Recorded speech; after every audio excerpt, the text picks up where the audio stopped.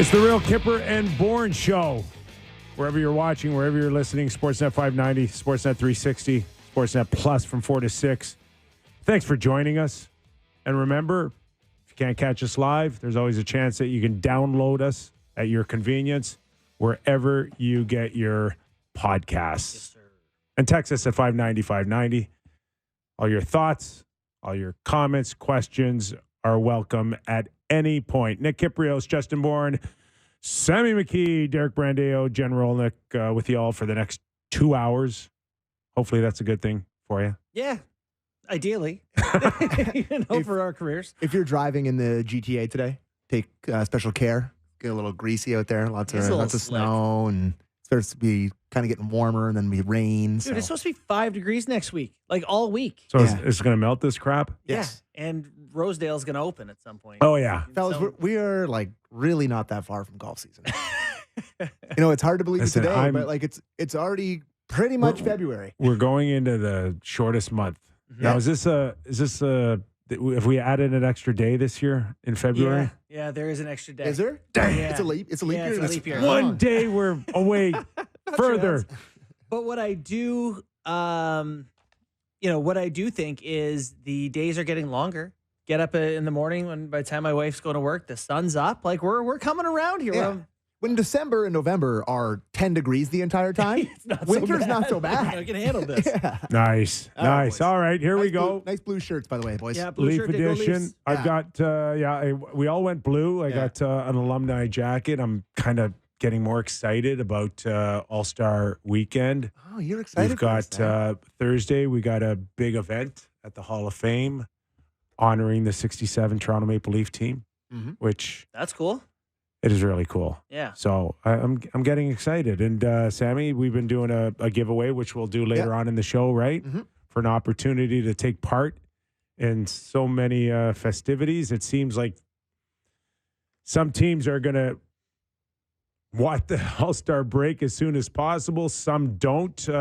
Where do we see the Toronto Maple Leafs with 2 more games coming in?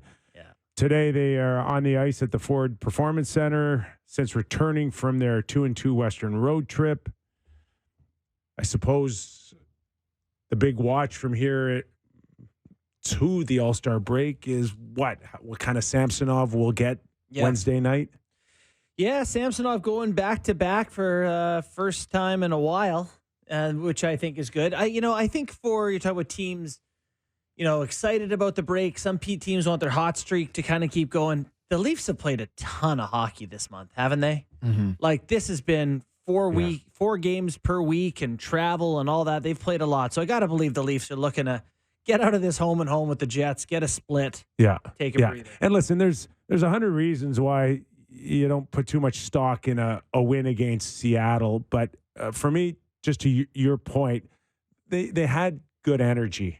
Yeah. For Jake McCabe could have easily taken his foot a little bit off the pedal when he went up against Tanev, but he didn't. And I think finding ways to grind that out, albeit on a very struggling hockey club on a losing streak with no stars in their lineup, or at least the best stars that they could present. Yeah.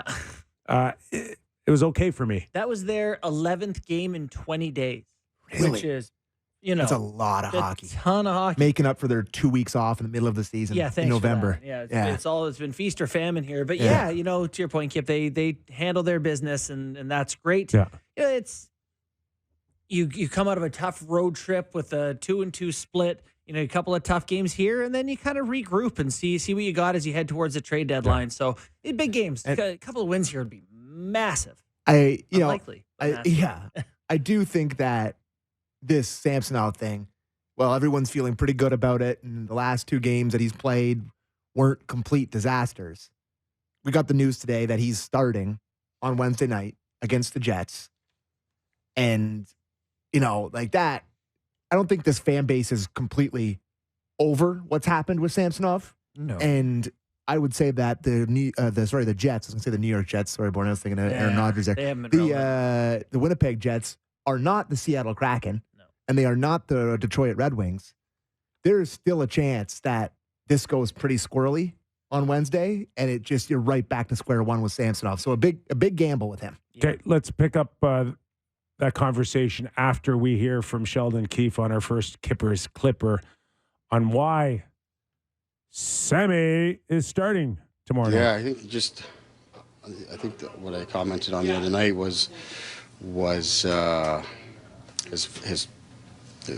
focus and his preparation, all those kind of things, confidence. That's what I've really seen an uptick on, in particular since that Detroit game. I think his practices have been excellent since then. I think he was really hungry for the net last week, and partly because of Jonesy's play and partly by design, we kept them hungry by not playing them all week and wanted to continue to stack good days, knowing that we were definitely going to need him on the weekend. And he stayed hungry, kept working. So quite honestly, I was not surprised that he had the type of game he did the other night, because he's very much looked like himself, or the Sammy that we came to know last season over the last week in practice. Okay, this is go big or go home week for Samsonov. Yeah? Let's say he has a bad week. Is there any go home potential? Yeah, like I just said before we went through to that clip, if he gets lit up and pulled in Wednesday, which, I think he's looked a lot better in the last two games, and I give him full credit for going down and doing whatever the hell he did on the ice by himself. I don't know what it was, but yeah, he found a wizard who. The Jets are legitimately the best team in the league for a long stretch this year. Yeah. It's a different animal. And if it goes bad, you're right at square one again, boys. But, I agree with that. But you got to play him. No, you have to play him, of course. There's no better opportunity than tomorrow night to play him based on he's feeling good. The movements were good. Yeah. The look was good. Everything was good. So if you can't put him in now, you can never put him in. Yeah. But to Sammy's point, if he doesn't finish the game, then you're in with Jones on Saturday night, and then you go into your All-Star break, and you're giving your management team and your coaches time to go, okay, who are two goalies to start after the All-Star break? Yeah, so Woll did skate. I don't, I saw a video from David Alter of him doing hockey goalie things. Goalie things on the ice and pads, sliding around. So the Leafs' first game after the All-Star break is February 5th. Tomorrow is the 24th of January. What do you guys want to talk about next week? I don't know, the All-Star game. Okay. Pick it apart by period. But, after that could give him 9 days, Joe Woll. Yeah. Could he conceivably be ready? Jones comes back. Maybe he starts the first one and, Woll works his way in? Yes. Yeah, okay. I think so, because that will have given him the 2 months, I think. Yeah. Since his injury. But big start then. Yeah. I just, the biggest worry coming out of it is how he's going to feel with a high ankle sprain and being a goalie, because it's much different than a defenseman. And Liljegren had the high ankle sprain. Is it a coincidence that he's not been able to hit levels that we've seen earlier this year, or a better Liljegren? Where is his 13, 14 minutes the other night tied into how good that ankle feels? Is he playing at 60%, 70%?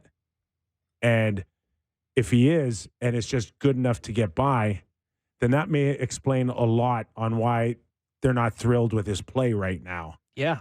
So where's Joseph Woll after the All-Star break? Can he play at 60 or 70% on a high ankle sprain? It is unlikely that it's 90 or 100% back. Because these ankles don't just get 100% better. It's a gradual improvement. It lingers. Yeah. I've had a high ankle sprain. That was 4 years ago. I still feel it. Whatever. It's one of those ones that just slowly refills back to 100 and using it kind of. So there's no chance that Liljegren's high ankle sprain will feel any better than it does today. It can only get Liljegren's. sore. Yeah, Liljegren's. Well, All-Star break here could help. No, it won't. It's not enough time, Justin. You know what's going to help him? The day the season's over, and he has 6 or 8 weeks to properly heal this thing. That's what's going to make it feel better. There's no time right now they should do that to get it better. Do you think that's crazy to say?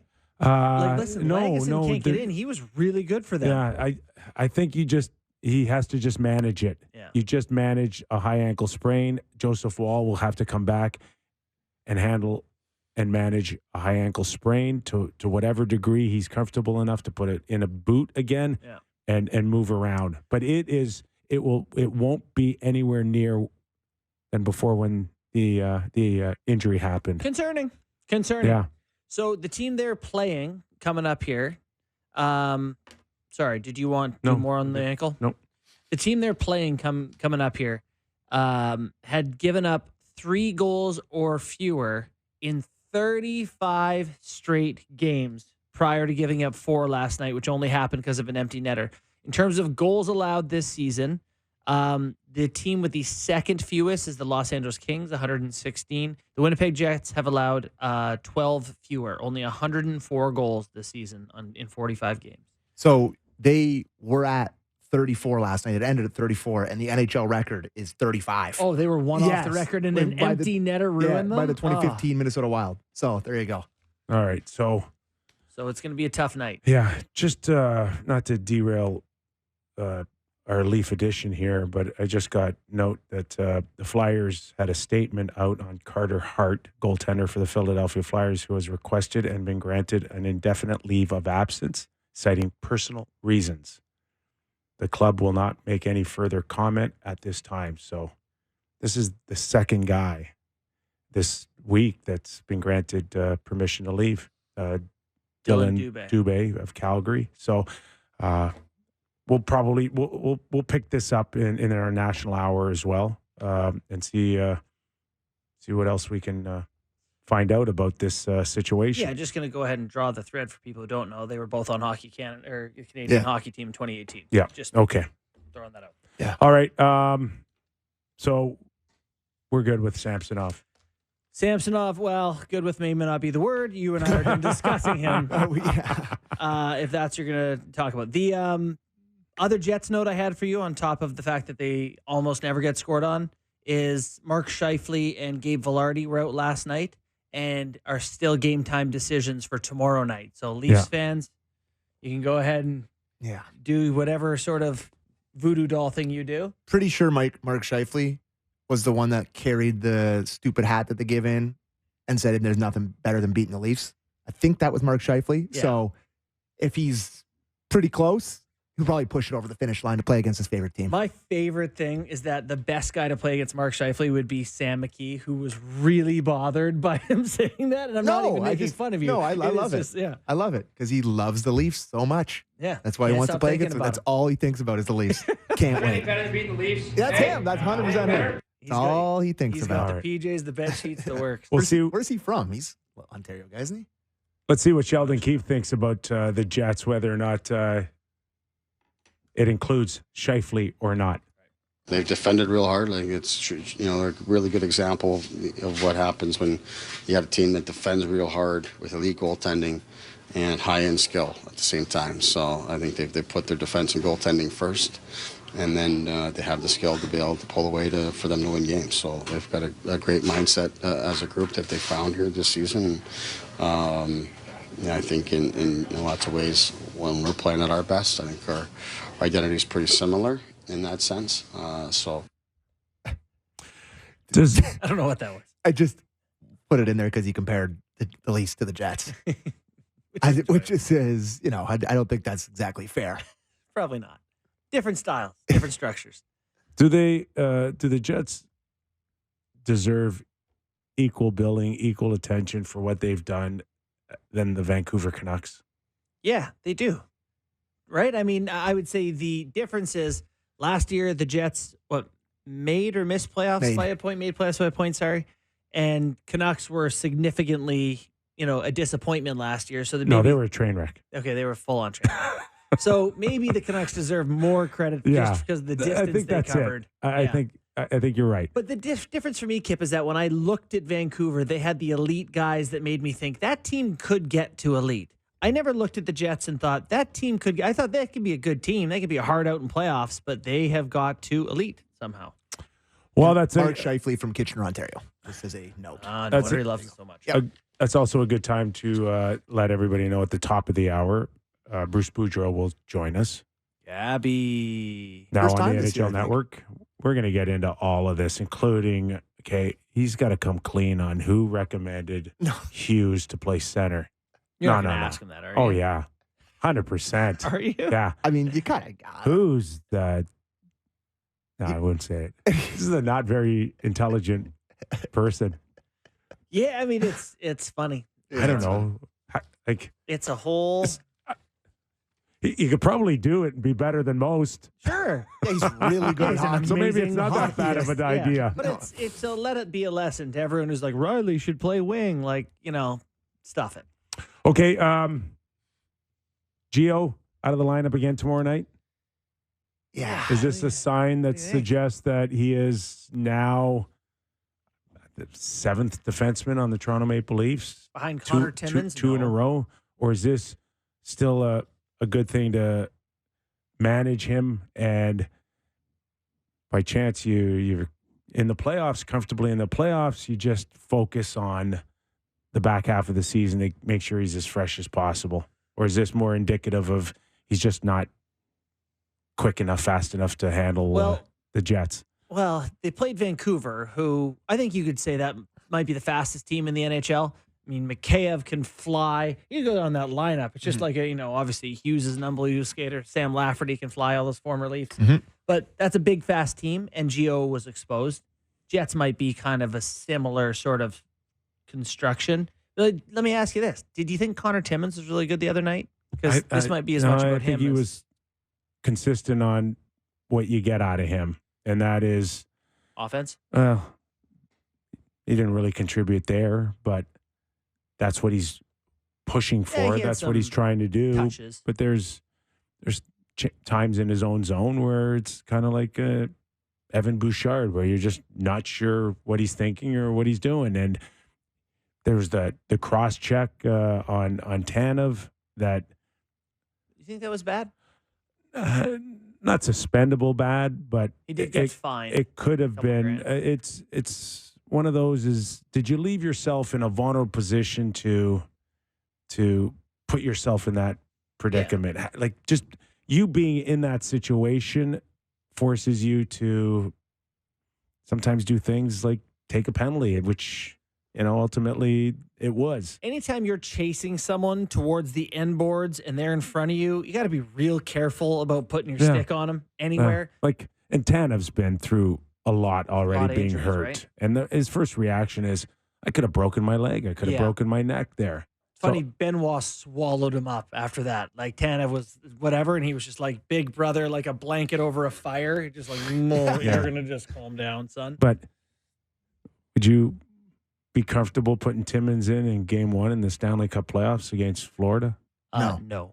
I'm not. I was just going to say that I think I'm more comfortable with Gio against the Jets than I am with Connor Timmins. I'm more comfortable with Legason than Timmins. No joke. For sure. But it's just, we can. How's he not in more often? Like he was great.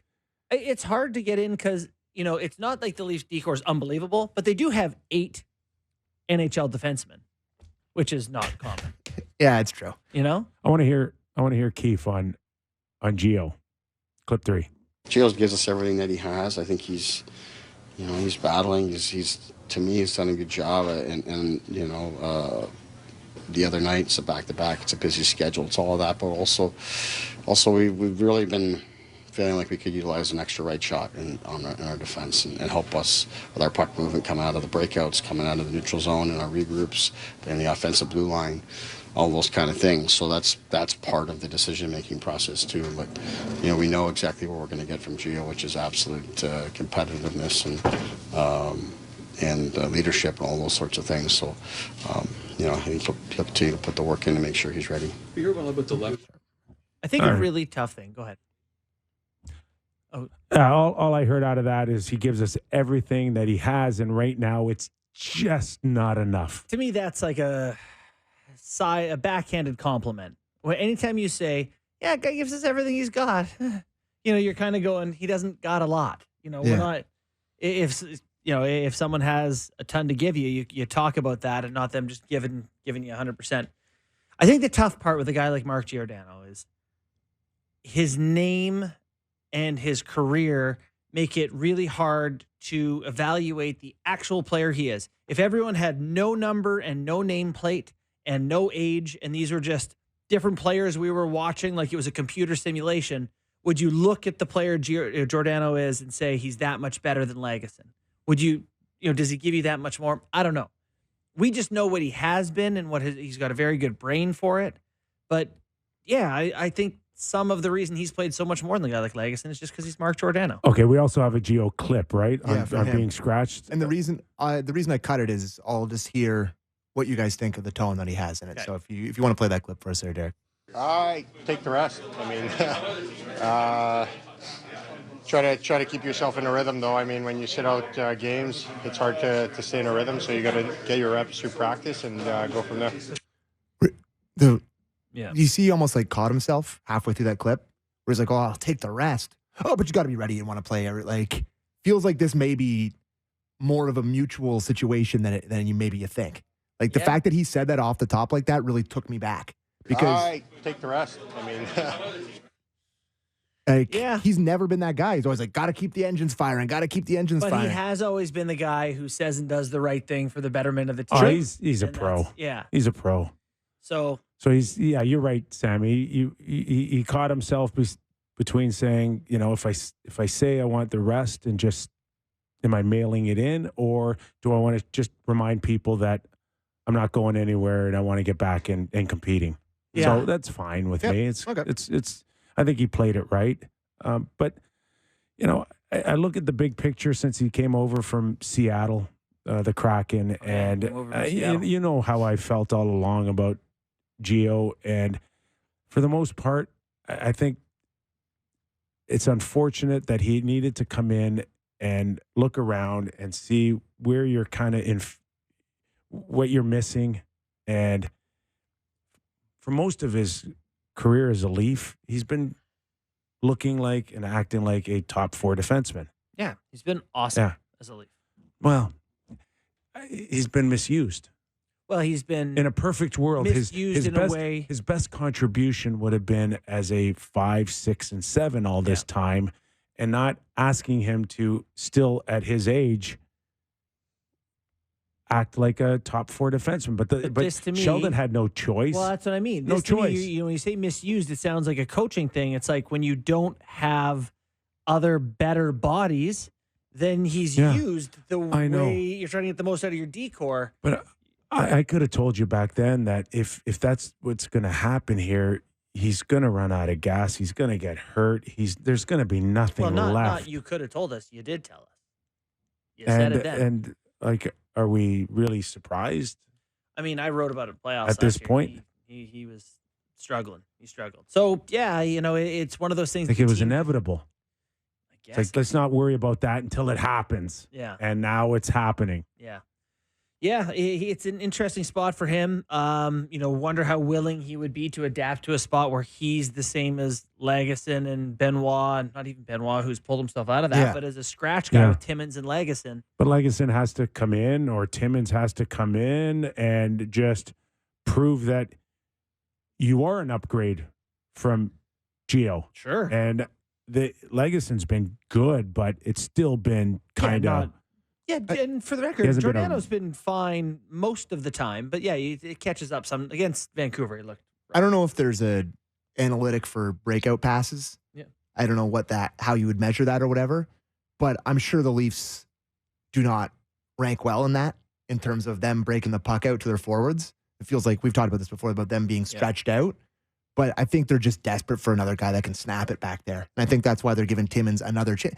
Like, we've all seen Timmins. We all know what Timmins is. Yeah. And, like, I don't know how much, like, talking about how much more there is to give. Is there more for him to give? It just feels like they're desperate for a bit of offense from the back end. Yeah, they do definitely love that he's a guy that can make a play. He can snap a pass. Yeah, and they don't have a ton of guys like that. But yeah, Timmins to me would have to play 80 games and more situations, and he's just got too long to go at the wrong time for this team. All right, we're gonna welcome in Luke Fox. Does a terrific job covering the Leafs daily on Sportsnet.ca. We're gonna join him after the break. Pretty powerful guy, Luke Fox. Is he? Well, his last article was on Ryan Reaves, which I read it the other day, thoroughly enjoyed it. Yep. First of all, because my first thought when reading this is like, yeah, I know exactly what Ryan Reaves is going through. I lived it. Yeah. It's not fun, right? And here's a guy, for the most part, that's had this great energy and can kind of control, a narrative on a hockey club with just fun energy for the most part. And now it's like he's completely neutered. Yeah, when you don't play, you don't get to be that guy. And that's the first thing I got out of his article. The second thing I got out of his article was that kind of opened up a little bit of maybe not a dilemma, but an eye-opener. Is he's been saying he's been healthy for 2 weeks and he's still on long-term IR. Yeah, well, this is what you do as a reporter, is you don't open that up. Yeah. You give someone else the rope to do the opening. So the power that Luke Fox I'm talking about is I heard that today's off long-term IR. Oh, is he off today, Ryan Reaves? Yeah. That's the word. And it's all because of Luke Fox. Well, then waivers tomorrow, I imagine. Stay tuned, folks. Okay, let's welcome in Luke after the break. So don't go away. Back on the Real Kyper and Bourne show. Just going to break, talking Ryan Reaves and awaiting Luke Fox from Sportsnet.ca, touching on the story that he wrote about Ryan Reaves and the frustration he might be feeling right now being out of the lineup. How many games? 17? Been a while. 17, I think. Yeah. Right around there. Anyways, but it does present a bit of a challenge, JB, when it comes to rosters for the Toronto Maple Leafs. What are you hearing? Yeah. The convenient thing here, so they would have to drop someone off their active roster. However, Tyler Bertuzzi has been designated a non-roster player while awaiting the birth of his child. So a fortuitous bounce for the Leafs there. Don't know how long you're allowed to be a non-roster player, but that was Jonas Eagle who had tweeted that. So okay. Well, I might buy them time for a day or two to sort things out. Well, and that sorting out is someone's going to be on waivers tomorrow, I would guess.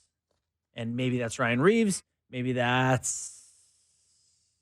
Go ahead and speculate. Ryan Reaves. Is it Bobby McMahon, Pontus Holmberg, Nick Robertson? I think Connor there's a chance that you lose all those guys. I think there's no chance that you lose Ryan Reaves. That is Great not point. A hard decision at all. Okay. Let's welcome in the man who started this whole mess. No. For the Toronto Maple Leafs, Luke Fox. Hey, Luke, before we get into the nuts and bolts on what Ryan Reaves means coming off long-term IR, I really enjoyed the story for no other reason than it reminded me of the things that I went through in my career when you weren't in the lineup, and ultimately how humbling it is. Is that the way you found Ryan Reaves in that situation when you did and wrote this article? Yeah, 100%. I just find him a really fascinating character on the Maple Leafs, just because there was so much fanfare when he came in. There was a lot of bluster about how he was going to bring snot to the lineup. I remember opening night, he's pointing to his biceps during the introductions, and Brad Treliving's getting a good chuckle, and he was saying how he was going to come in and make the dressing room a louder place. He gets into fights. He starts, kind of trash talking Corey Perry a little bit in the media, and there was a lot of hype around him. And then the results on the ice didn't follow. Then he gets injured and he's quietly rehabbing. But he's ditched the non-contact sweater for a while, and he's just been practicing, game days, off days, everything. He's just hitting the ice. And he's kind of on an island a little bit. I mean, Nick Robertson's there with him, but Nick's gotten into the lineup a little bit. Reaves has kind of become the 14th forward. And I just thought, hey, I should have a chat with him, see how he's doing, see how he's feeling. And he obviously he's frustrated, but someone asked me, like, did someone say, hey, you should go talk to Ryan? I was like, no.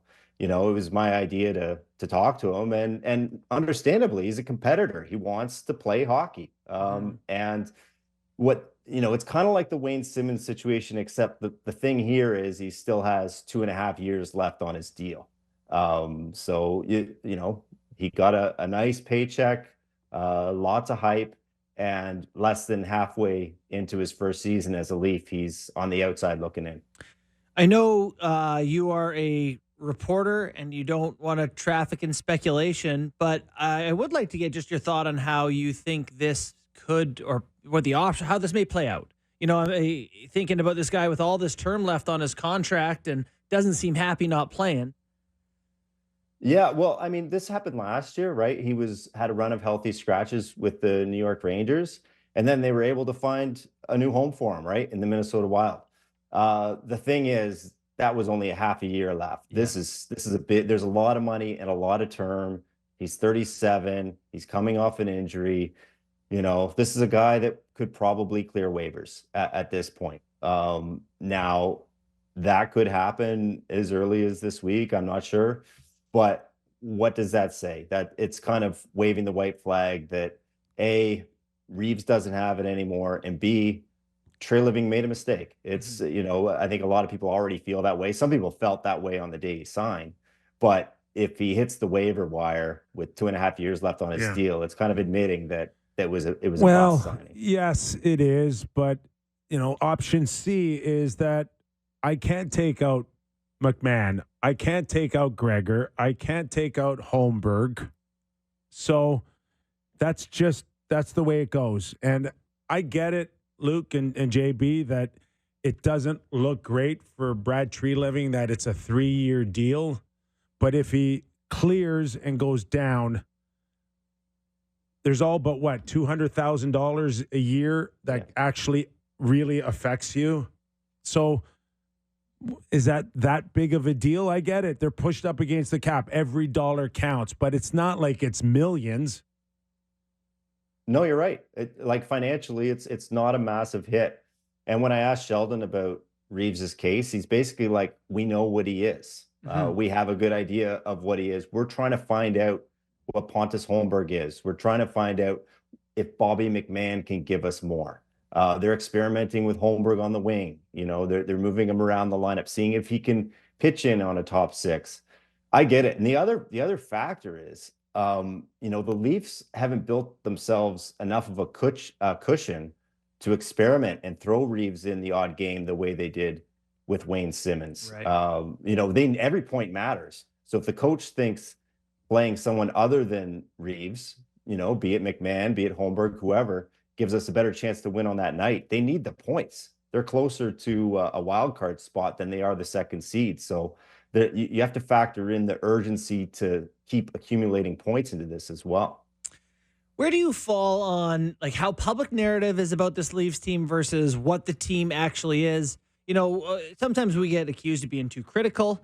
We also hear the opposite too. So, maybe we're doing okay there. But I had someone say the Leafs actually haven't been that bad since, just before Christmas or, whatever the opinion may be. But right now it feels like there's just a lot of negativity around a team that is, in a playoff spot and has some good players. Where do you fall on what they actually are versus public narrative? Yeah, I mean, they're a good team. The problem is at this stage, they should be a great team. Yeah, expectations. Right? Austin Matthews, we're debating whether he's on pace for 68 or 70 goals. William Nylander's having the best season of his life. Mitch is doing just fine. I mean, maybe not his best year, but he's looked dangerous. Morgan Riley's having a fantastic year. I think it's based on expectations. It's based on history. The fan base tired of seeing this team, not go out and just dominate, right? They're getting by on overtime wins, 1-goal wins. they're blowing leads, or sometimes they're coming back and regaining the lead and getting points. But what are they? Like they're the second tier team. Like that they're in the mix, but they're not one of those teams that you would look back and say, this is a legitimate Stanley Cup contender. They're one or two pieces away. Maybe they can fix that at the trade deadline. There's been a lot of holes, whether that's the defense, whether that's patchwork goaltending, or, a bottom six that, like, I look at that Vancouver game, guys, and I thought the Leafs top players were fantastic. But then the bottom six, Vancouver just ran all over them. And I am concerned that they don't have the right mix, the right recipe to go on a deep run. Earlier, Luke, in your quick shifts on Sportsnet.ca, you talked about TJ Brodie and the struggles that he's going through. Earlier, we heard him talk about, mentally, the thoughts are sometimes there's more to just hockey, and we've talked about that. What we also know that he's gone through some personal family issues and situations, and I won't even elaborate even more because I don't know what's public or not at this point. But his father passed away. That's in the summertime. Yeah, and listen, that's known. Totally okay. Thanks. Yeah. Totally legit. Is this a guy, in your opinion, that could maybe use some time off if he needs it, or are the Leafs at that point where they just can't let him do it? No matter how much he's struggling right now, we have nobody else. Well, you make a good point there. And I don't know if he even is asking for time off. I think there's, I don't want to speculate on how much what's going on in his personal life has affected his play, but there's also just the aging curve and hitting the wall. And I actually think we saw a little bit of that in the Florida series when they tried to make TJ Brodie one half of a pure shutdown pair. And he got worn out a little bit. And I think he's done very well. He's helped Morgan Rielly have a fantastic season. But at this stage in his career, I just think he's a second pair guy, a third pair guy on a really great team. Yeah. And he's still being asked to face the toughest matchups every single night. He's still being asked to play first pair minutes. And that's just out of necessity, out of the roster construction. So it's not unlike what's happened to Giordano. These guys are just on the wrong side of the aging curve. It's starting to catch up with them, and you have to put them in a position to succeed. But Keefe's probably looking down the bench and saying, okay, who do I give more minutes to? Liljegren? Well, I have my own issues with Liljegren right now. And Keefe made those clear on the trip. He said he actually is a guy we want more out of. Yeah. Benoit seems to be improving and playing above his head, but I don't think anyone thinks he's a true first pairing guy. So Brodie's the guy he trusts, and Brodie's feeling it right now. And that was the first time in his whole Leafs tenure. It was after the Calgary game where he said, I have to remind myself it's not the end of the world, even though it feels like that sometimes. And that's the most raw and candid I've seen TJ Brodie, and he's feeling it. Like there's been some blatant mistakes that have come off him. The one where he lifts his foot when all he needs to do is touch it and get the whistle. That one sticks out to me. Like he's just worn down. He's starting to make some mental mistakes. So we've been trying to manage the Leafs have been trying to manage the goaltending mental mistakes a little bit over the course of this season. Samsonov's mental has talked about his struggles, I guess, just like staying positive when things haven't gone well. But he went back, came back, to the minors. He's looked pretty good in a couple appearances. What do you think they're trying to have happen with the Leafs? Like, is it trying to get Samsonov somewhere where he's the backup? Or is this kind of just like they think Jones is going to be the better guy and they're just going to let Samsonov prove that to him and everyone else? I don't even know what the best case scenario for this Leafs team is. Yeah, it really feels like they're taking it day by day or week by week and trying to figure it out as they go along. I mean, they've been throwing some curveballs here with the Wall injury and Samsonov's just mental struggles. Like he never really got it going. And so I'm cautiously optimistic. I don't want to read too much into, a decent showing, but a loss to Detroit, a week off, and then a lightly tested but solid win, his first win in 43 days against a really depleted Seattle Kraken team. But to his credit, it was a 1-goal game in the third period. came up with a massive save. He had probably 2 or 3 10-bellers, and just his visually, like the way he looks, it looks like his confidence is starting to get back. Like his demeanor is a little bit better. So I'm happy that he's getting the start tomorrow against Winnipeg, against a real stiff competition, because in my mind, you have to figure out what you have in this guy. Is he going to be a number 2 when Wool's healthy? Is he a guy you can trust, or is he not quite all the way back yet? I'm not ready to declare that we're back to 22-23 Samsonov just yet, but I do like the fact that he's going to get some run. And hey, if he looks good in this Winnipeg game, I'd throw him right back out there on Saturday. I got to think, Luke, plan A is Joseph Woll. Yeah. And pick up where you left off. From what you've seen or heard in the last little while, I assume that in a perfect world, he's ready to go the moment the All-Star break is over. And what are you hearing? Well, it's not so much what I'm hearing is what I'm seeing. I mean, he was on the Western Canadian road trip and he was working out, but he was working out solo, right? With Curtis Sanford, just going through the motions, working on his movements. They're being very cautious because, like you said, the plan is for him to be the number 1 game 1 of the playoffs. So you don't want to rush a high ankle sprain. Definitely he's not going to play this week, but he needs to get in some practices with the team. Like right now he's still practicing solo. So, and they're hesitant to put a timeline. I think maybe because if he misses that timeline, then it puts more pressure on him and them. So they're being pretty cagey about when they actually expect him to get into game action. What do you think? Just coming off the struggles of Ryan Reaves, where are you with John Tavares? Is this a hiccup, or is this, again, to your point about TJ Brodie, where Father Time kind of catches up to you a little bit? Where are you on the side of what John Tavares is going through? I'm less concerned about him than I am Brodie or Giordano, for sure. I think it's going to come. He looked pretty good in that Seattle game. Again, it's not against the stiffest competition, but he was utterly dominant in the face-off circle. I think he went 12 for 14. He was around the net. The puck didn't fall for him. But yeah, it's got to be frustrating. So now this is the longest point drought since the guy was a rookie. And he's just maintained this level of consistency when it comes to his production, that a dip like this is getting a lot of attention. But I think it's going to come for him. Is he the same player he was last year? No, he's losing a step. But I don't think all of a sudden that John Tavares has fallen off the map here. I wouldn't be surprised if once he gets one, he goes on a streak of 4 or 5 games where he gets a point. Yeah, no, I can see that too. And just last one for me, there's been a lot of talk about the coach the last couple of weeks, but they get a couple of wins on the road trip. Do we feel like some of that pressure has been alleviated from Sheldon? Yeah, a little bit for sure.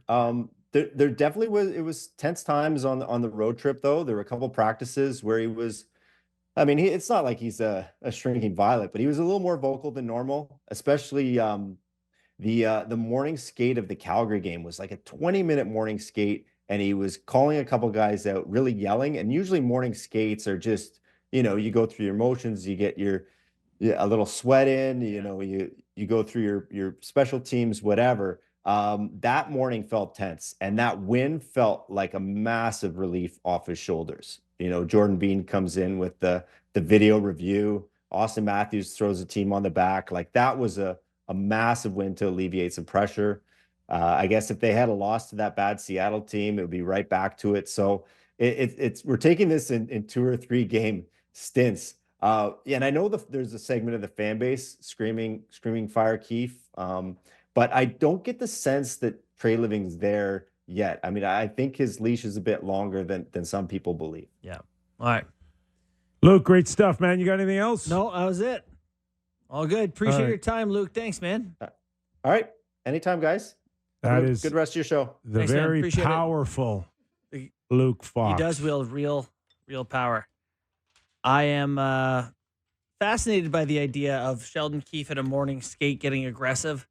Really, but it just really speaks to like desperation at that point, right? Where you're like, yeah, I think it's got to be an uncomfortable feeling knowing game to game now you're potentially in a wild card spot. That's new to him. Yeah. I think that, and when you're new as a coach, like, they're not going to fire you after a year, generally speaking. So you have some runway. Well, once you've been somewhere for 4 or 5 years and the success isn't there in a big market like this, anytime there's any sustained period of losing, things get hot quick. So it's just a tough market to lose in. Yeah. Don't lose. Just win no games. pressure, just don't lose. I gotta All tell you. losses suck. Fair enough. I don't think he's anywhere near off a warm seat. No. Like, if they get starched Wednesday against one of the best teams in the league, you know what the conversation is going to be immediately amongst fans. Anyways. Fans. Yep. Here you go. Yeah. Earlier we were talking about some teams just trying to get to a break. I heard the other day, last week we did Toronto and Detroit, right? Yeah. And they came in really, really late. But like I heard their day was like, it was phenomenal in terms of they were supposed to leave the night before to come to Toronto. They ended up trying to leave the morning of because of a plane issue. Apparently they went up in the air and had to come back because Oh, of, really? Yeah. Like our wing fell off. We gotta land this thing? Something. Yeah. I don't necessarily want to say that an engine dropped or anything like that, but it was concerning enough. Yeah. They They spent the whole day waiting for another plane. They weren't even sure. Another mechanical issue. Like, it was you're not going to have a longer day than them. Yeah. So I just remembered when someone was telling me this story about their reaction when they actually won the game and how Yeah, they went nuts. they went nuts. They went nuts. Yeah. Because of the day that they had, and they had every reason to lose and lose bad. And they were down in that game. Yeah. All the more embarrassing that the Leafs lost that game. And Okay. we let them back in. I got to read for it here. From February 1st to the 3rd, all the stars in Toronto for the NHL All-Star Weekend will be giving away tickets to the different events in episodes today until January 26th. Today, we have tickets for the NHL All-Stars skills competition featuring 12 NHL All-Stars competing for a series of challenges like the Rogers NHL Hardest Shot for a take-home prize of $1 million. To enter for a chance to win, text in today's code word CHALLENGE to 590-590, and we'll have another code word in tomorrow's episode, so be sure to tune in. That code word is CHALLENGE. So text 590-590. Alrighty. It's almost time for us to do a show on the road. Oh, we got Fanfare. ways Right? to go, right? What is it? 2 weeks? Yeah, I and a guess half? It's sneaking up. It's a week and a half from now. wow. Yeah, that Wear is quick. real Kyper and Bourne hats. You guys want to wear matching hats? Yes, we are wearing matching hats that day. Sweet. Yeah, we are. All Also right. pajamas. Hey, meet us on the 9th green at 9, right? Wear something nice. All right. Our thanks to Luke Fox. Mhm. Does a terrific job. Yeah.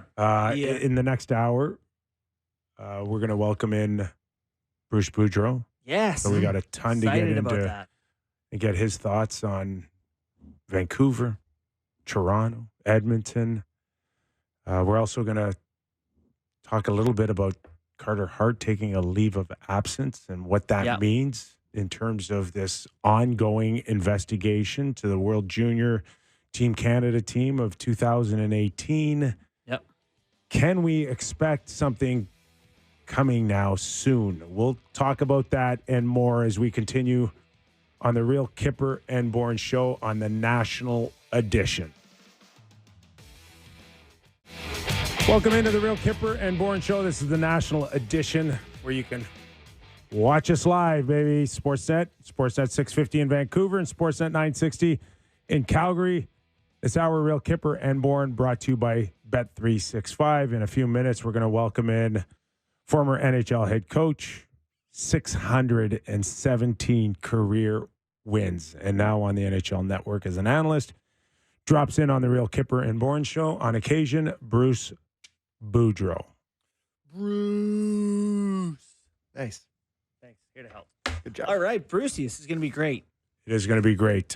Before we do that, Before we do that, just to touch a little bit more on Carter Hart is going to be taking a leave of absence from the Philadelphia Flyers. It's indefinite, is the word that they used. There's no sense on when he'll be back.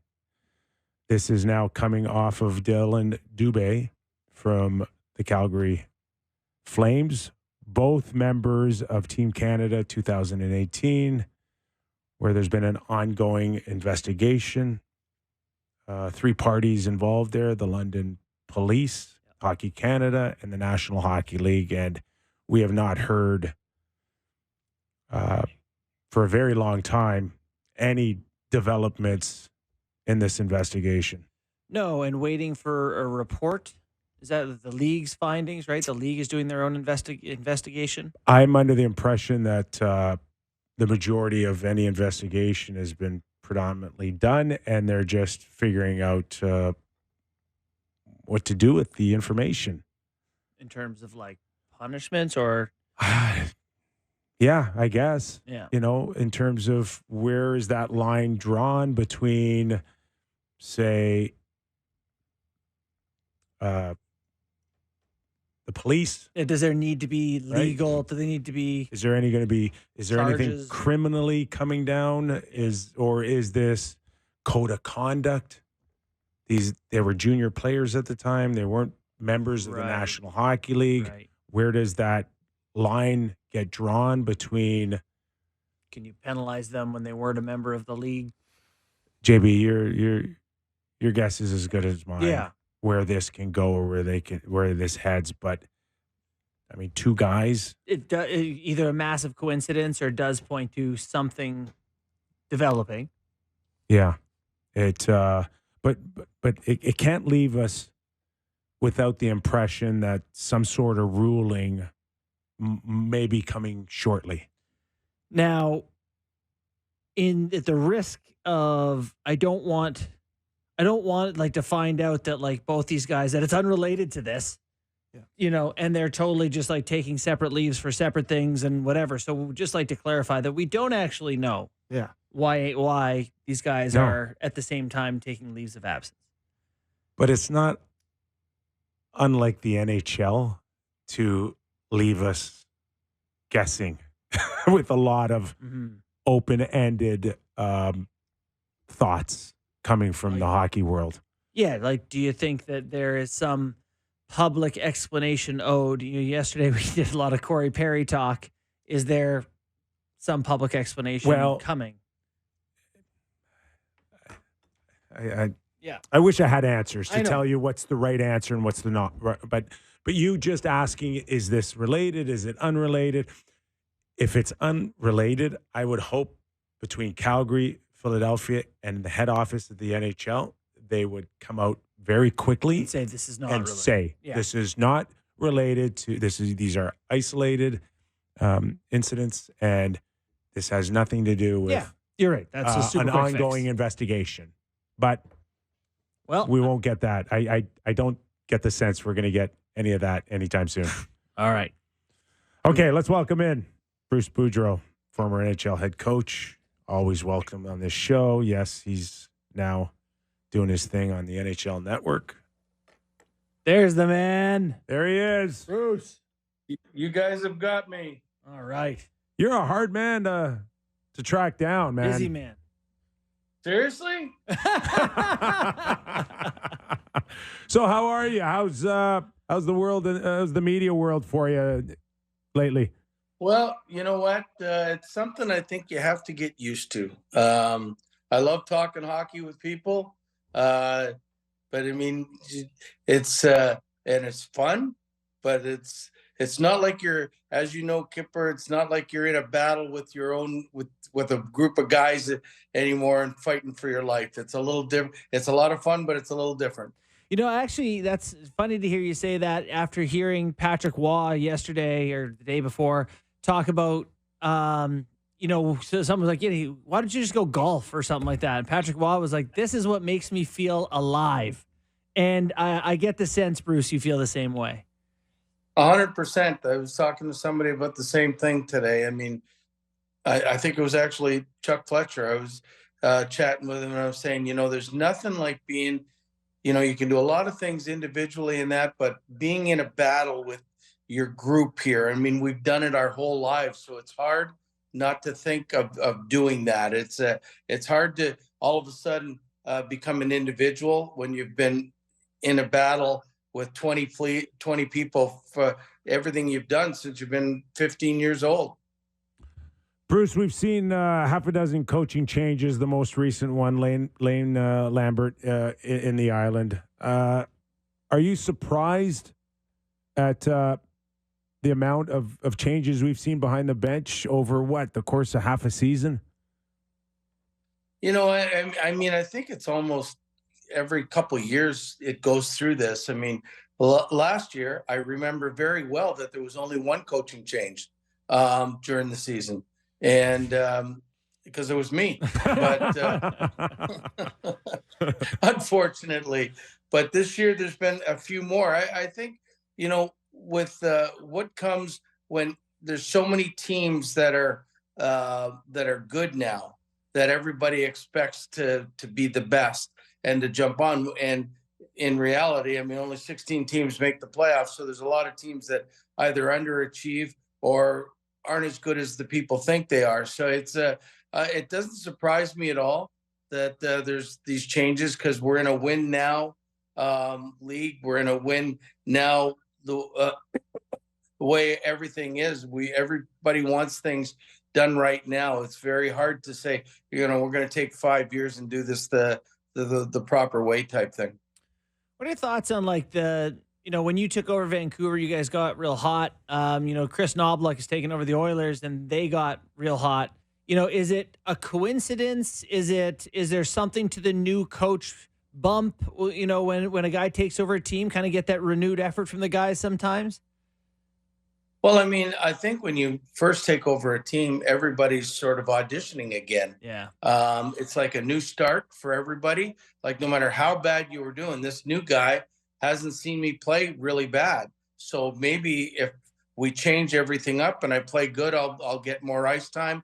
Things will work out better for me. And so, I mean, I think that happens with Chris Knoblauch. It's almost different. He's been there 20-some games now. He's gone through the 8-game win streak, and he's gone through a 13-game win streak. So I think whatever he's selling, they're really buying into, and maybe he's doing something different than what he did before him. And so, I mean, maybe the team is just, this is exactly what they want and what they wanted, and maybe they weren't getting it before. I don't know.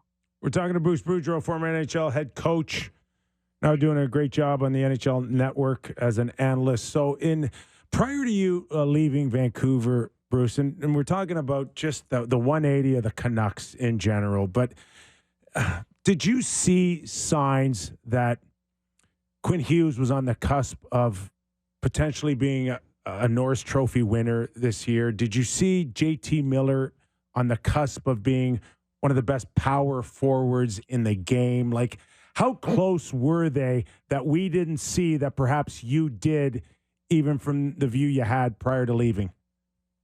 Well, I mean, starting with Quinn, I mean, we had talked a lot in the course of the summer, and we fully believed, him and I, that he was an 80-point plus defenseman. And, the biggest thing he wanted to work on was his shot. And I was really noticing it in the Leaf game, and then watching the highlights last night, it sort of just struck me. His shot is much better. Like, he used to shoot to get it on the net so it could get tips. Bo Horvat would be the guy doing an awful lot of tipping. Now he's shooting to score. Now he's got 12 goals. I mean, I think it's something he works on all summer, and I think he's become great at it.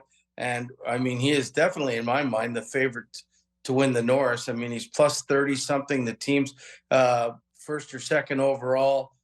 He's got 12 goals. So, yeah, I mean, he's we both saw it, because I still think, even when I was there, he was the best passer that I had seen since, and I had a lot of good passers on coached from Mike Green to Nick Backstrom to Ryan Getzlaff and beyond. And Quinn was the best at it that I'd seen. Wow. JT Miller is as competitive as anybody, and he got 99 points the first year that I was coaching. So you knew he had that. I thought, and I would tell everybody, I thought he had the best shot. Like, I mean, coming off the left wing, that wrist shot was accurate, and it was hard. And you add the fact that he's not scared. He goes to the tough areas. I could see it. You really could see it happening. And I mean, you put them together with Besser and Miller, and there is or Besser and Pedersen, and they're as dynamic a line as anybody in the league. Well, you talk about Quinn Hughes being such a great passer. Kyper on our show always says, you need your best passers at center. That's the best place to have them. Had you ever considered having Hughes play center? I had to ask, Bruce. That's such a loaded question. I know. I mean, my answer quickly is no on that. And but you get suggestions from everybody all the time. Coaches do, and I mean, you either take them or you don't. We used to have meetings every morning on what to do in practice, and I had my ideas. The assistants would have their ideas, what video to show. We'd share ideas, and I agreed with them. Sometimes I didn't agree. And as the head coach, you're the one that makes the final decision. So no, I didn't think Quinn Hughes. I thought he was a great defenseman, and he's proven it this year.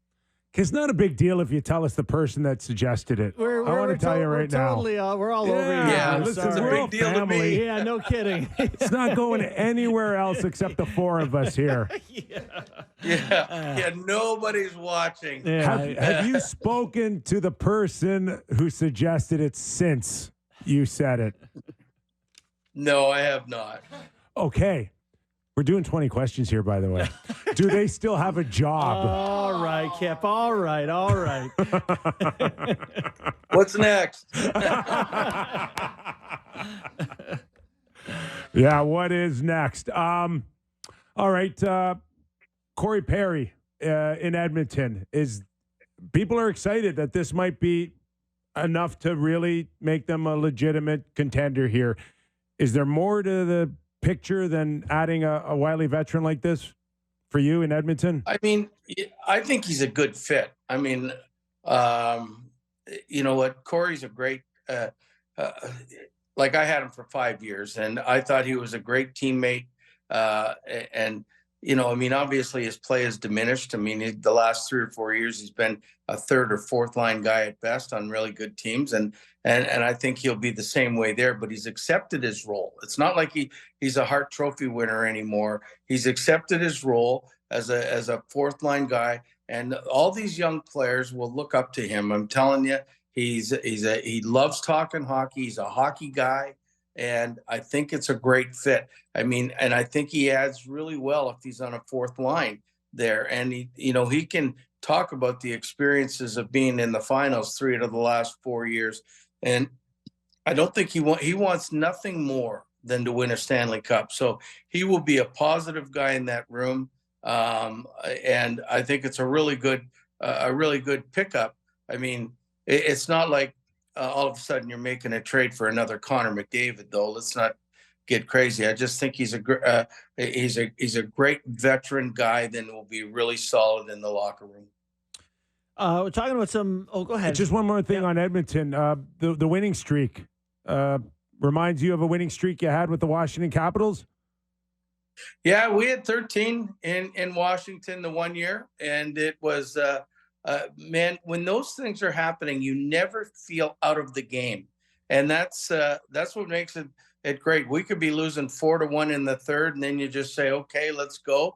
And the biggest thing about winning streaks is you have that belief that you're going to always be there until it isn't. And usually when you end up losing for the first time, it's usually a 1-goal game, or it's really tight and you just don't get there. But I mean, I believe every game that they play right now, as long as they're winning, no matter what the score, they think they're going to come back in. And they have in recent games. But I mean, eventually it catches up to you because you can't come back all the time, even though you think you can. Bruce, I wonder if you've seen a pattern over your career of great players whose style of play carries on into the latter half well. Like Sidney Crosby right now is tearing it up. I don't know what his goal pace is, but it was, 45, 50 goals. Ovechkin right now is on pace for 15 goals. And I'm not ready to say that that's the player he is now. Maybe he's having a tough season, but your thoughts on those guys having very disparate years and just maybe the type of player that tends to have success as they age? Well, I mean, I really didn't think that Alex would have this slow a start. I mean, I still believe in him. I mean, he's got, unless he's just at some point he's 38, he just gets old. I mean, and they've got a different kind of team. They're not a really high scoring, high-paced team. They're more of a defensive team, so he's not getting the looks that he always has in the past. So, I mean, it's tough to all of a sudden to start scoring as a team 5 goals a game where you're getting 1 or 2. I mean, they're winning. When they win, it's 2-1 or 3-2, and when they lose, it's 1-0, 2-0, 3-0. So it doesn't really give them an opportunity to be the high-scoring guy. I mean, as far as Sidney goes, he's to me a fine wine. Haven't seen him play this well on a day in and day out. And we get all the Pittsburgh games here in Hershey and all the time. And I haven't seen him play this well in 5 years. And he's got his 27th goal last night. He's, taking that team on. I don't know if their team can make the playoffs, if the Penguins can make the playoffs still, but I mean, he's sure carrying them on their back. And I mean, and he's coming to play every night. There's very rarely you look at the Penguin games now that Sidney's having a bad game. He's the one carrying the team game in and game out. But I will say this: the one year we had Teemu Selanne when he was 43 led our team in scoring. I think my second year in Anaheim, and then the next year he just really slowed down. So sometimes you just age catches up to you one year to the next. I don't know if that's what's happened to Alex. Obviously, I haven't talked to him, but I mean, you keep waiting. I look every time when I'm not watching their games is to see when they've got goals, who scored them, and you're hoping that he scores because you want to see him keep this thing going. But I mean, I think he's got to pick up the pace, hopefully, a little bit if he wants to continue on this search or this trek to catch Gretzky. Bruce, no one would know him better than you, personality-wise or just in terms of his demeanor day-to-day. How do you think he's handling it?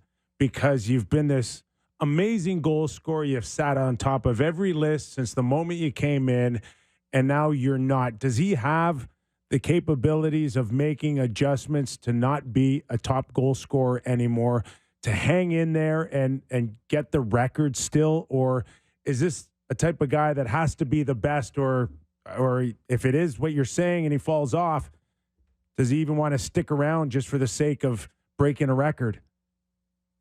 Well, the one thing I do know about Alex, when he was younger anyway, he wanted to be the best at everything he did. I mean, you put anything in front of him, he wanted to be number one in everything. But the thing that I've really noticed is, and I think it's a great attribute to him, is every time they score, he's still just as happy. I mean, it's not like he's looking disappointed on the bench or anything. When that team scores, he still jumps up. He's still jumping on every teammate. I still think he's so involved with the team game that, I mean, I don't know if it matters all that much to him to break the record. I know it matters to everybody else that's watching hockey. They want to see that chase go on. But I mean, I have no idea, because he's looked so involved with the team. And if the team wins, you just watch tonight. They're playing in Minnesota. If the team wins 4-1 and he's on the ice for 2 goals for, he will still be jumping up and down every time they score and look so embraced in the win. So I don't know if when he's done, at the end of the game and he goes home and he's talking to his wife, whether he sits there and says, I can't do it anymore. or whatever, and I don't know if I can go through it. I don't know any of that because he still looks very happy during the game when the team's winning. Last one for me, just we wrapped our Leafs hour. I want to get your thoughts. I don't know if you've had a chance to watch them much, but talking about Sheldon Keefe a little bit, the job he's done, kind of trying to keep this thing afloat, well, having some sort of down years from a variety of guys, Tavares and Bertuzzi, and you could go on and on. Yeah, I've been watching them pretty close lately here because, you hear a lot of the criticism about the team. And the one thing I think they found out about themselves just in the Seattle game is how hard you have to play in this league to win. I think sometimes the team used to think that they could just go out there and, we use the phrase, just throw your jersey at center ice and everybody's going to get afraid.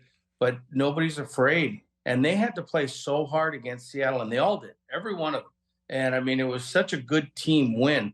But I'm thinking that, they said, they might have been in the dressing room going, man, this is how we got to play every night. Because everybody contributed that night. The 4 lines contributed, all 6 defense. They got great goaltending. They didn't give up a lot, but when they needed it, the goaltending was there. Because if you've ever played against Seattle or watched Seattle, they're the hardest working team you're going to play against. And the Leafs matched them shift for shift that way. And if they play that way, there's no problem. And I was talking to somebody yesterday, and I'm saying, you know what?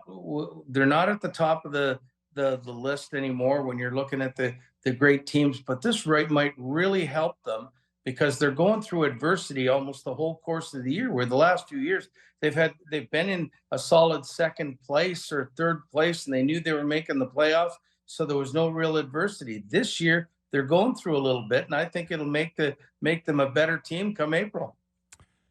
Gabby, great stuff today as always, but on a last note, I'm a very perceptive guy. I see you in a hoodie that says Power Training on it.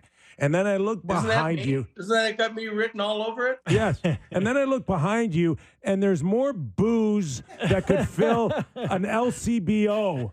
So which one is it, Gabby? Is it the training or is it the social? Well, this is what you do. You train all day and you drink all night to make for a happy life. That was hockey in my dad's era. How else can you survive being an NHL head coach these days? Hey, thanks for doing this, Gabby. Absolutely. Thanks, Gabby. Appreciate it. My pleasure. Thanks, guys. Bruce Boudreau wouldn't tell us who suggested Hughes as a centerman. I'm really disappointed. Sammy and I were just calling off the dogs. Really. Quit leaning on him, Kip. The best, he doesn't want to say. The best thing he says is, what's next? What's next? That's probably his coaching coming out there. Time to move along. So, not to do too much Leafs in the national hour here, but I did like what he said about it's a good point. It's one that's crossed my mind and a few Leaf fans' minds that this would be the year where they kind of struggle in the regular season, that they go into the playoffs and they surprise you, where they go through adversity. And it's like that thought's crossed my mind. Okay, it has crossed your mind, but it's just a hope. Of course. There's no substance my whole behind life it. cheering for this team. It's That's all George I've had. Costanza when he just tries to do everything different and he gets the salmon on toast instead of the tuna on bread or whatever. Listen, I know it's dumb. I know it's hope. But at this point, what else do I have? I've been a Leaf fan since I was 4 years old. All I've had was hope my whole life. I haven't had a cup. I haven't had a final. Yes. So I've just had hope. I think we can go across the country and say a similar thing for everybody, right? As you're falling down the cliff, though, you're grabbing at roots. Are the Leafs destined because they're choosing a different path to backdoor the playoffs? Are the Vancouver Canucks now going to win the Stanley Cup because they were so bad last year? No. The Edmonton Oilers going to win the Cup because they were so bad at the start. I think it's all hope for everybody. I do think, though, if I had to pick a team from Canada, it would be the Oilers. Yes. The one thing I'll say in your defense is that this Leafs team cannot handle the pressure of expectations. Like when they're supposed to be the better team. Now we're talking, baby. They never are. Columbus, Montreal, baby. Regular season against bad teams. Let's go. Like the best thing their coach could do going in the first round is be like, we are massive underdogs. And him and Cooper battled it out last year to be the bigger underdogs. Yeah, 100%. Hey, the Leafs have the Winnipeg Jets back-to-back. If by chance, this is a big if, they win both games, everybody's expectations are back to where they were at the beginning of the year. It doesn't take much, does it? No. But so there's suckers everywhere. It might be the best thing for them to go in against the Cats. Meow as massive underdogs. Yes, massive underdogs. It doesn't matter what kind of dogs they are against those Cats, buddy. They're dead. It doesn't matter. The Boston Bruins beat the Winnipeg Jets last night. Oh, did they ever? And it was a close game, though. Great game. As good as we think the Florida Panthers are they catching Boston in the back half? No, I don't think so. So it's 7 points back, same game played. Another year where the Toronto Maple Leafs are facing a team out of the state of Florida. No, I think it's going to happen. Florida's going to catch Boston still. But for me, this is what drives Leaf fans insane, is wasting these stupid games against these stupid teams that they lose to. And it's like, if you just beat the Sabres and you just beat the Habs and beat the Sens and just took care of your business against the bad teams, you'd have 6 or 7 or 8 more points where it's like, then you don't have to play one of the meat grinders in this stupid division. My junior coach used to say, if ifs and buts were candies and nuts, every day would be Christmas. But these aren't ifs and buts. They're playing bad teams that they always play down to. Yeah. No, I don't It's been a big-time issue for 3 years, and now they're going to play an absolute meat grinder who they're terrified of. Should be fun. Anyways, take us to game time. I get so pissed off. Anyways. Good energy. Thank you. It's game time. Yeah, it's game time. Presented by Bet365. Visit the app for the latest odds and find out why it's never ordinary at Bet365. Must be 19 plus. Ontario only. Please play responsibly. Now, I'm looking at the games for tonight. We'll probably talk about the Oilers and their winning streak because they play tonight against Columbus at home. You can't lose the streak to Columbus, can you? You literally couldn't. If the Oilers played with wrong-handed sticks tonight. I was just looking. I mean, Columbus is plus 290 in this game. Teams eventually do lose. There's not a lot of teams that have won more games than them in a row in the history of the NHL. Okay. I think there's 4 or 5 teams that have ever won. Like, you do lose. Hey. At some point. Let me just say Columbus something. can score. I've been on a Columbus team. They were called the Hartford Whalers. Yeah. This is their cup. Bingo. Yeah, they get a chance this to is end their the streak. Game 7 Stanley Cup. If you cannot come up with enough energy or focus or mustard, say whatever you want to describe it. If you can't do it here against a team like this, the best player on the planet, this streak, then you can't do it anywhere. So you think CBJ gives them a game? Well, come on. They can score. I'm not saying that they're going to win, but what I'm saying is you have to have your best effort of the season. This one has to feel like at least when the season's over, you can say, but we did beat the Oilers. This is all they have to hang their hat on. All right. If they win tonight. And if you don't think, you're not a dummy like me thinking about betting on Columbus, the over-under on this game, the total is 7. They're expecting some goals because both these teams can fly and score. We've seen Columbus score 5 or 6 against the Leafs a couple times. So, maybe look at the over there too. And what was the other one that I was looking at here? Flyers and Lightning is an interesting matchup to me. They're even money for both sides of it.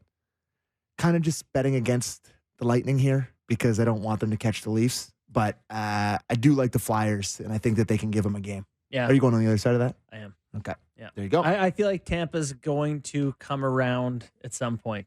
And I've also had some success fading teams that I think suck really bad and shouldn't be favorites. And the Ottawa Senators are specifically one of those teams going into Montreal tonight, minus 150 favorites. Just to touch base a little bit on your Tampa Bay and Philadelphia. Carter Hart, 12-9-3, having a pretty good year, I think. Yep. Like, where are you on this being a distraction? This is not, with all due respect to Dylan Dubé, this is your starting goaltender. This is your backbone.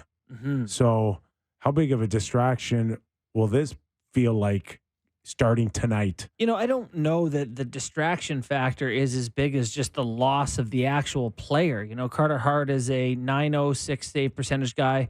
Samuel Ersson has been very good for them this year, but it's a big ask to ask that guy to consistently do what Carter Hart's done. So for sure, maybe they feel good about it, maybe not. But it's definitely not good to lose a player of Hart's ability. All right. That was Game Time, presented by Bet365. Visit the app for latest odds and find out why it's never ordinary at Bet365. Must be 19 plus. Ontario only. Please play responsibly. Okay, we're going to take a quick break, and when we come back, we'll get into a few different elements of the news and notes, including Jacob Chikrin. He's starting to hear some of the rumors. He's not too happy. Yeah. Saw that. We'll get into that and more as the real Kyper and Bourne continues after these words. The Kypreos, Justin Bourne, Sammy McKee. It's the real Kyper and Bourne show. Oliver Shillington shows up for practice after 19 months. Yeah. With an emotional day for him. No question. He's been through a lot. That, once again, has to be an incredible feeling for him and his teammates to be back together once again. Yeah, that's great, right?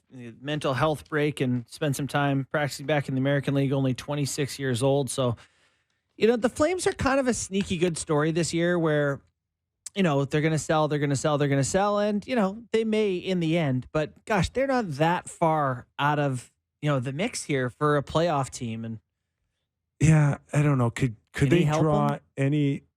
Can you draw any parallels at all to Vancouver last year where you just, it's perhaps an underachieving team. Yeah.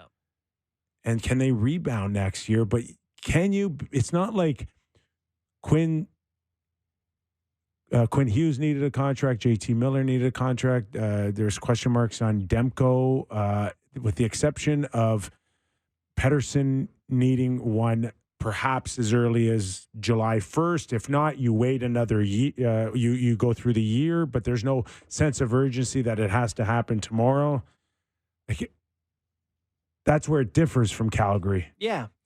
I would also say the top end talent, like I was frustrated with the Flames, who I often thought you could have looked at like the Canucks, like, hey, all these good players, but they just can't get it done. But they had Matthew Tkachuk and Johnny Gaudreau and Foley gone. And like these guys that I was like, okay, their top end game breakers are gone. Now they have Connor McZary. Yeah, exactly. Lindholm, question mark. I like I could look at their decor and say Uyghur and Anderson, Hanifin and Tanev, like that. I like a lot of their players, but I just don't think they have the ceiling that I'm just looking at Canucks have hit. the Western Conference standings too, and it's the Nashville Predators are sitting there in the final playoff spot with 51 points, and the only team between Calgary and that final spot is the Coyotes. Yeah, and Nashville's a -2 goal differential team. Like they're not exactly a I don't think powerhouse. There's one spot basically, unless you think the Kings are going to continue to fall down, which is potential. But it really does feel like it's that one last spot. They're not catching the Oilers. Dude, the Kings cost me my third strike in a survivor pool last night that cost me a couple of losing the Sharks. So I'm anti-Kings. Fire McClellan, trade Kopitar. Get rid of them. Markstrom's going to start tonight. He's missed the last 3 games. Pretty good goalie. Save percentage of what, 9-12 maybe? Now rumors. Like, could you see him moving? Could you see the LA Kings interested in Markstrom? Yeah. And let me say one thing about the LA Kings. They have a boatload of prospects, and their cupboards are full. Yeah. They're stocked. So, that Kaliev sounds up for grabs, right? Like, could Kaliev go to Calgary in some sort of package that brings Markstrom I like him back? a lot. I like him a lot. I think he's a legit 25, 30 goal scorer for whatever reason. Let Elliott put that fire out. I just totally pulled out of my back pocket. I have no idea. But I mean, I could, here's what I'll say about the trade deadline this year is that the salary cap situation for so many teams is the worst it's ever been. So as much as teams want to do things, it's super hard, which brings me to a question I was looking forward to asking you today. Ooh. What team or teams, do you think were most hurt by the pandemic-fueled flat cap? Because here in Toronto, all you ever hear are that the plan was for the cap to go up. The Stars contracts were going to look better. That was the Dubas fans' number one defense. And it's not an unreasonable defense. For sure. Completely I think agree. the Leafs are in the handful of teams most screwed by it. At the time prior to Paul Maurice's meltdown in Toronto last March. Yeah, that was a good one. Florida was as bad as the Leafs in terms of no room. What do you do? Yeah. They had nothing. And it's remarkable to see that turnaround. Right. That was very Vancouver Canuck like. I thought they were done and they needed to clean They house. made playoffs by a point, right? They miss it. It's the whole different situation there. And then they were able to get rid of Huberdeau. Yeah. It's a tough question. What's your answer? There's, to me, a pretty... Don't say the Lightning. It is. Oh, they're cups. Oh, they had to win cups. Oh, Well, they got rid of all their good players they won the cup Sammy, with. we could be talking about them like the 1980 Islanders. They won just 3 straight cup finals, and they have 8 players left on their roster from their cup 3 years later. Let me weep for them, Borny. No one's asking for weeping. I'm saying I get what you're saying because Coleman, Goudreau, Yanni Gord, Listen, Killorn, McDonough. Platt, McDonough. Like, they got rid of a cup team and they're still have a good team. And they're still, like, on any night can beat any team. And if I'm Julien Brisebois, I'm saying the Leafs were sitting there going, boy, if we had more money, we could have added someone good. And he's saying we literally got so many good players, we have to throw them overboard to compete. Edmonton's been in jail for a long time with their cap, too. Sure. Yeah, I mean, they haven't, I guess I was going to say they haven't had the success where you think, God, now that I think about it, a couple $1 million could have gone a long way for them with an addition here or there. So sure, that's a team that's probably worth being in the conversation too. But right now, I think 20 of the 30 teams in the league are within a few $1 million of the salary cap. And it's just really hard to be like, who wants Markstrom, who's pretty good, when he makes $6 million? I mean, the Lightning, when they won the cup both times, are like $25 million over the cap anyway. Yes. So, yeah. well, really got screwed by the cap. how about Vegas? They cheated their way to 2 cups. Vegas might have been higher. And they might get Eichel back after the season this year, too. Vegas, your favorite team. Oh, boy, they had a wild one last night. Yeah. Aiden Hill due back tonight for the first time in a while. There you go. Jacob Chikrin spoke with Ian Mendes in The Athletic today, and he said on the buzz now that potentially he could get traded. He was quoted as saying, I think it's ridiculous, if I'm being honest. I went through it in Arizona, and that was a different situation, but to see it now is a bit ridiculous, and I don't think it's based off anything. I get why you'd be pissed. I do too. I'm just sick of living in limbo. He's listened to it for 4 years after he signed that contract down in Zona, and now he comes here. He's been there for what? Was it even a year yet? Yeah. No.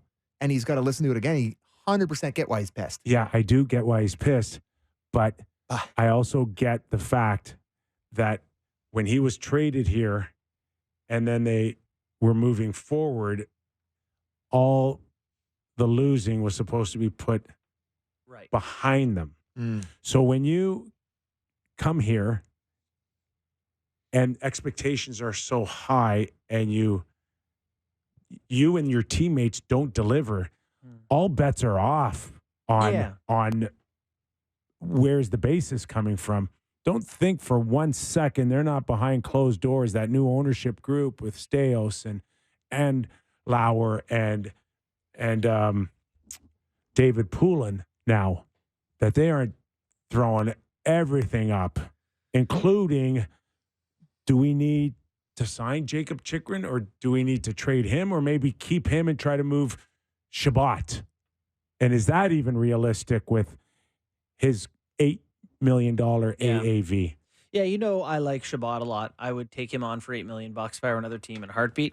You would? I would. I'm not sure all teams are convinced that he would be. Yeah. I think that's a bet on situation, and he's still young in that contract. If he takes even one little step forward, he's immediately a steal. Well, and what's his TOI been on Ottawa in his young career? Like he's playing 26 minutes a night. I don't know what it's been this year, but previously he's been a guy that they've relied on heavily.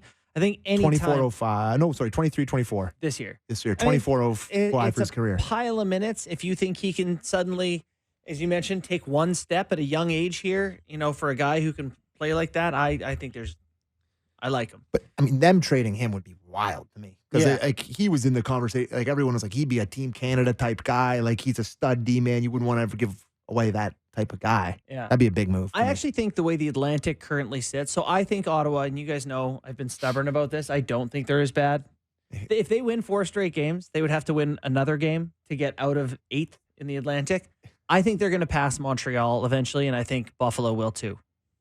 So that they're a long way back right now. I think they're 18 points behind. They're only 10 points behind Montreal. So I think Buffalo and Ottawa get ahead of Montreal at some point still. So what you're saying right now is you are guaranteeing that the Ottawa Senators beat the Montreal Canadiens tonight. I think I am. That's a big guarantee to make. Did you guys want to talk about winning streaks? Sure. Because the Oilers are going for a pretty historic number tonight. 14's a lot. But so Gabby said he had one in 2009. He said 13, but 13? It was 14. It's 14. I'm not going to quibble with him, but yeah, it was 14. And so of all the longest ones in the history, so how many we got here? 1, 2, 3, 4, 5, 6. So only one of these teams. Is that the count? Yeah, that's the count. Only one of these teams in that list went on to win the cup, and it was probably your dad's team, 81-82, where they were down in the third period of a winner-take-all Game 5 against the Penguins, trailing 3-1. The Isles got 2 final frame markers to tie it up and an extra time winner from John Tonelli. Great man, John Tonelli. So there you go. And they went 12-2 for the rest of the way and won the cup. But one that's mind-boggling is the 35 undefeated. What's that? The Islanders. They won 19 straight playoff rounds. To me, that's the... Yeah, that's pretty cool, unbelievable. too. Yeah. But I thought that was interesting from Ryan Dixon on Sportsnet.ca that, if you win that many games in a row, you think you're a pretty good team. But to have that many on the list, only one win the cup, pretty surprising. Yeah, and they obviously think there's work to be done with the Corey Perry edition, right? Yeah. They're not sitting on their laurels. Can I just say I saw someone do the meme of like going along happily on a bike and like putting a spoke in your own bike tire and it's Corey Perry's head on the way, 13 in a row, Corey Perry into your spokes. Yeah, I just think when you're at this point where there are 13 games and the record is 17 and you look at their schedule. Columbus, Chicago, Nashville. Yeah. Is that right? Yeah. You got to be going all in on this. Yeah. Like you have to be pressing hard to me because, you may not win the cup, but that is a flag that flies forever to have one of the longest winning streaks in NHL history. It does matter. Yeah. To see Columbus on that list too is pretty Didn't you already surprising. quibble about the streak because they got a bunch of OT win or shootout wins or whatever? It's not apples to apples for me. So if you want to just, for the sake of a nice board for TV, put up that they're tied with the Montreal Canadiens from 1967. But the Canadiens didn't have the chance to go to shootouts and No, it should be based on 60 minutes. And can I tell you, I saw a great tweet last night that reminds me of this. Joel Embiid scored 70 points for the Philadelphia 76ers last night. And JD Bunk has tweeted like, you should talk about NBA points the way we talk about like old-timey inflation. Like, a guy used to make 35 cents an hour. That's worth $150,000 now. Because like Kobe's points when he had 81 was in a different era of NBA basketball. The final score last night was like 133 to 100. There's so many points in the NBA now. And that's how I feel about this. It's like today the streaks are not quite, didn't mean what it meant to the early Canadiens. I guess I'm just a much younger man than you guys. It means real. enough to me. Yeah, it's that's real. all you remember. It's real. Not that many guys in the 70-point club in the NBA. I would have thought Michael Jordan never did it. Yeah. Yeah.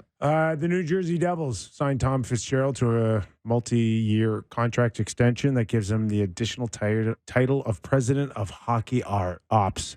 That is the ultimate shield that every guy wants. Just a general manager. GM. Yeah. Now he's GM and President of Hockey Ops. And now you get to fire yourself before you get fully fired. He's built it up. He's been around now for the last little while, and they were a team that we thought could compete this year. They got the Toronto Maple Leaf thing going where they're just kind of on the outside looking in. Need a goalie. They could use a goalie. Maybe now that he's got that position, the next order of business should be fine on a goalie. Maybe that's a spot for Markstrom. So I believe Josh Harris and their group owns the Devils, and they're like very analytical, right? He owns Liverpool. No, he owns the Commanders. Okay, yeah. And he owned the Sixers at the time of the process, right? So this is like a very analytically minded group. And it is curious to see, like the success the team has or doesn't have. I like following these teams. I read a book called Game of Edges by Bruce Schoenfeld about these teams and like how some of these pro sports teams are now being run like, I don't know, accounting firms, basically. Okay. So I think that my point is I think the Devils are going to be consistently good the way that analytics can get you, but it's really hard to get over the hump. So they're in the picture. They just need a goal. They need a little help. And yeah, there's a pretty famous baseball movie about this as well. Yes, about the ball. I believe it stars Brad Pitt. Yeah. Have they won? No, they never won, unfortunately. They never It was won. a sad ending to that one, and they're moving. But like the Devils, good and can go deep. Yeah. You know, But I think they had more stars. Like, it was a different sort of thought. I'm as to what sorry. the money was. Are we doing a segment called Useful or Useless right now? And you're finding it useless? Is that what's happening? Yes. yeah, it does seem fairly useless. That's fair. I see a pendulum swinging with the Rick Tockett's of the world and the Yes. Tortorellas and the Patrick Wa's. But you know what, Kip? So I agree with you that there's a pendulum swinging where it's not all, Dubicites and glasses, being pushed up. But you know what? When I heard Patrick Waugh give an interview the other day, he goes, I'm looking at this team where we're weak, and he says we're last in defensive zone exits, and the first thing he referenced was D zone exits, which 10 years ago you'd have been like, what do you mean you're 32nd in D zone exits? Who tracks that? It's worked its way into even the hockey men. Yeah, because it's good information. No, but I think that was it was not phrased that way, and it was never made a public. Yes, I agree with you on this. The thoughts were there you had to back break then. the puck out. We knew we suck at breakouts. Yes. That's been around for 80 years. Yes. It just wasn't Quantified. It wasn't But nerded up. What's different? What's different is when a narrative sets in about what a team is, it was impossible to change it.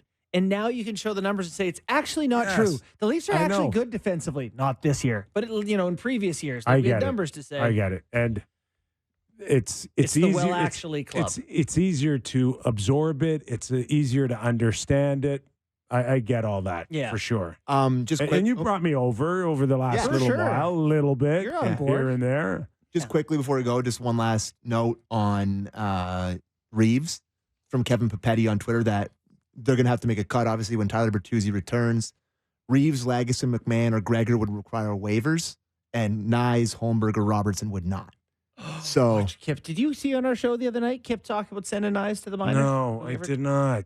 Okay, get the story straight. That's as straight as it gets, buddy. That was an arrow.